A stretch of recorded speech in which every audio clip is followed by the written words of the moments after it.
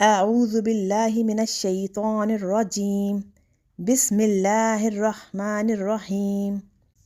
اللہ نہایت رحمت والے بے حد رحم فرمانے والے کے نام سے۔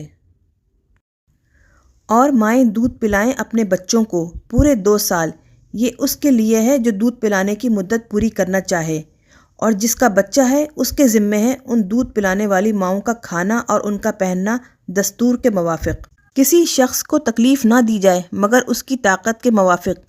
ماں کو ضرر نہ دیا جائے اس کے بچے کی وجہ سے، اور نہ بچے والے کو اس کے بچے کی وجہ سے، اور وارث پر بھی اسی کی مثل لازم ہے۔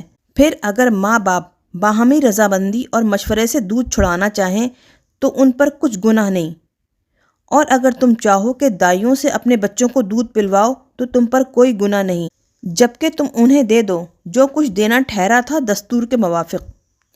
اور اللہ سے ڈرتے رہو اور خوب جان لو کہ اللہ تمہارے کاموں کو دیکھ رہا ہے۔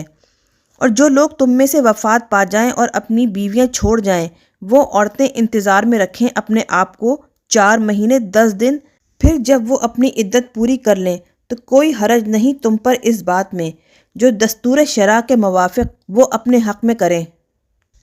اور اللہ تمہارے سب کاموں سے خبردار ہے، اور تم پر کوئی گناہ نہیں اس بات میں کہ عدت والی عورتوں کو تم نے صراحت کے بغیر نکاح کا پیغام دیا یا اپنے دل میں چھپا رکھا۔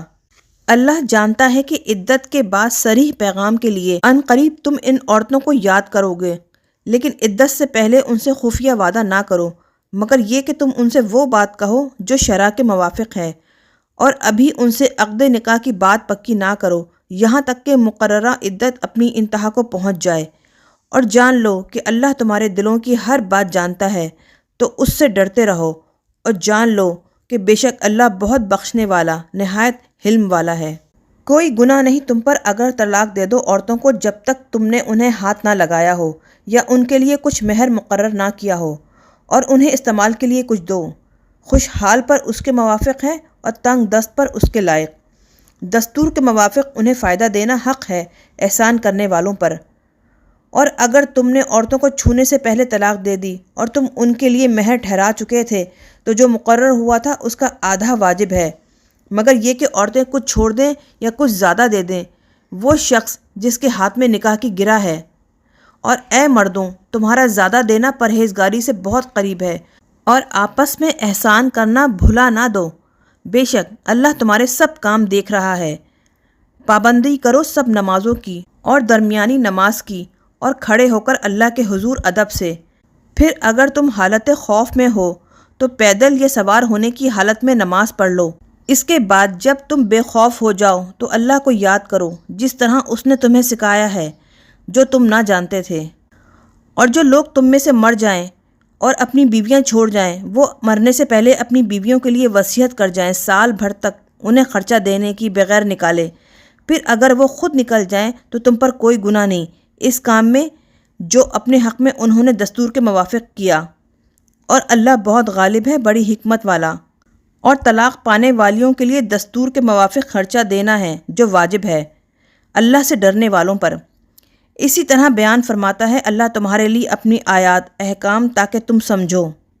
اے محبوب، کیا آپ نے ان لوگوں کو نہیں دیکھا جو موت کے ڈر سے اپنے گھروں سے نکلے اور وہ ہزاروں تھے، تو اللہ نے ان سے فرمایا مر جاؤ، پھر انہیں زندہ فرما دیا۔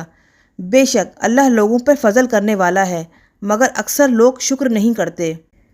اے مسلمانوں، تم قتال کرو اللہ کی راہ میں، اور جان لو کہ اللہ بہت سننے والا ہے، خوب جاننے والا ہے۔ کون ہے وہ شخص جو اللہ کو قرض حسن دے تو اللہ اسے بڑھا کر اس کے لیے کئی گناہ کر دے، اور اللہ تنگی اور فراخی فرماتا ہے اور اسی کی طرف تم لوٹائے جاؤ گے۔ کیا آپ نے نہ دیکھا اولاد یعقوب کے ایک گروہ کو موسیٰ کے بعد جب انہوں نے اپنے ایک نبی سے کہا کہ مقرر کر دو ہمارے لیے کوئی بادشاہ کہ ہم اللہ کی راہ میں جہاد کریں؟ نبی نے فرمایا کیا تم اس بات کے قریب ہو کہ تم قتال نہ کرو اگر تم پر قتال فرض کیا جائے؟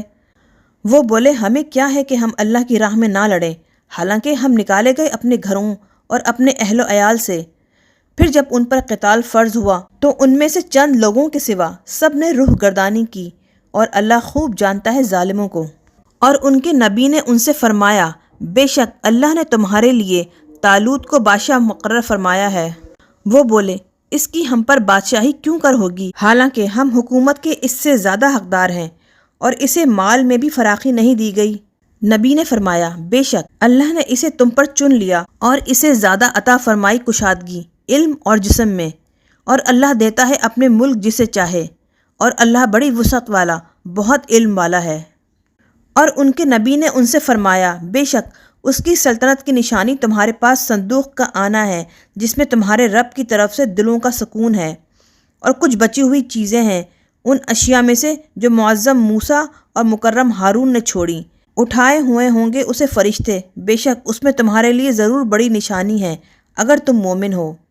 پھر جب طالوت اپنے لشکروں کو لے کر شہر سے جدا ہوا تو اس نے اپنے ساتھیوں سے کہا بے شک اللہ تمہیں ایک نہر سے آزمانے والا ہے، تو جس نے اس سے پیا تو وہ مجھ سے نہیں، اور جو اسے نہ پیے تو بے شک وہ میرا ہے، مگر جو ایک چلو اپنے ہاتھ سے لے لے۔ تو سب نے اس سے خوب پیا سوائے تھوڑے آدمیوں کے ان میں سے۔ پھر جب وہ طالوت اور ایمان والے جو ان کے ساتھ تھے نہر سے گزر گئے تو نافرمانی کرنے والوں نے کہا آج ہم میں طاقت نہیں جالوت اور اس کے لشکروں سے لڑنے کی۔ ان لوگوں نے کہا جنہیں یقین تھا کہ وہ اللہ سے ملنے والے ہیں، بہت سی قلیل جماعتیں غالب آ گئیں کثیر جماعتوں پر اللہ کے حکم سے، اور اللہ صبر کرنے والوں کے ساتھ ہے۔ اور جب وہ سامنے آئے جالوت اور اس کے لشکروں کے، انہوں نے عرض کیا اے ہمارے رب ڈال دے ہم پر صبر اور ثابت قدم رکھ ہمیں اور مدد فرما ہماری کفر کرنے والی قوم پر۔ تو انہوں نے ان کو شکست دے دی اللہ کے حکم سے، اور داؤد نے جالوت کو قتل کر دیا، اور اللہ نے انہیں سلطنت اور حکمت عطا فرمائی، اور جو چاہا انہیں علم عطا فرمایا۔ اور اگر نہ ہوتا اللہ کا دفع کرنا بعض لوگوں کو بعض سے تو زمین ضرور تباہ ہو جاتی، لیکن اللہ فضل فرمانے والا ہے تمام جہانوں پر۔ یہ اللہ کی آیتیں ہیں، ہم آپ پر حق کے ساتھ ان کی تلاوت فرماتے ہیں، اور بے شک ضرور آپ رسولوں میں سے ہیں۔